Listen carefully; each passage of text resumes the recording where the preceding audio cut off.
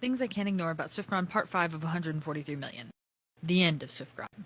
Now, this of course isn't the end of my series on SwiftGrind. This is just a series of events that occurred that seem to paint out the alleged SwiftGrind breakup. You may have seen me use this image in other SwiftGrind videos, so I'm going to add some more context to that. This is a fake article that someone on Tumblr made in the spring of 2013. On April 16th, the article goes viral on Twitter. It's just a photoshopped fake article made by a fan and not a real news source, but people see it on Twitter and some think it's real. The day it drops, Diana tweets this, and the hashtag #LoveIsLove stands out to me.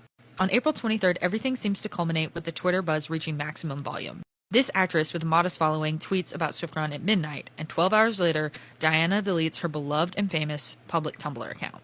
At the time, Diana also had a private Tumblr account that one of my readers found way after the fact. I'll have to do another video on that Tumblr account at some point in time to show y'all how we know it's hers, but for now, just take my word that it definitely is her. On that private Tumblr account, she reblogged 2 posts on April 23rd. One reads, "I will always care for you, even if we're not together, and even if we're far away from each other," and the other reads, "One day we'll meet again." Going to the source of these posts showed the only hashtag they shared in common was Lost Love. So the day that Diana deleted her public Tumblr, she was also on the Lost Love hashtag on Tumblr. Of course, this could all be a coincidence, but Taylor also seems to be going through something at this point in time. The next day, she tweets a screenshot of a text to her brother saying that she resents herself and knows nothing about life. A handful of days later, she performs Ours as the surprise song on the Red Tour and says, "This is a song about how when you fall in love, everybody starts to give you their opinion. I imagine it could be really hard to make a relationship last. I wouldn't know. But given that everyone is giving you their own opinion about it, I think the only opinion you should really listen to is yours. And if you love that person, that should be all that matters." Diana, in turn, dyes her hair brown and runs off to Morocco for a few weeks, which sounds an awful lot like the lyric from Wonderland,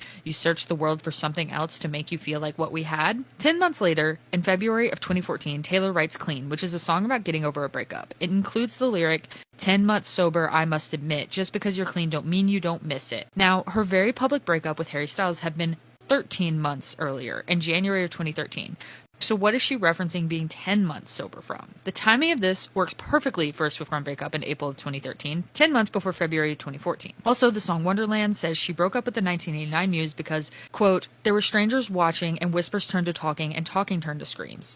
This sounds sort of like the Twitter storm over SwiftGrind in April of 2013. Also, at some point in the fall of 2013, during the Red Tour, a fan asked Taylor about Diana, and Taylor said they didn't hang out anymore because Diana had a new boyfriend. This is so funny to me because Diana certainly put up with Taylor's boyfriends, but apparently Taylor wasn't down to share Diana with the dude. Now, of course, this is all just a fan theory, but it is curious that this series of events occurred the way it did. If this is all a coincidence, it's a crazy one. If you like this content, consider checking out my blog and podcast. Links are in my bio. Bye!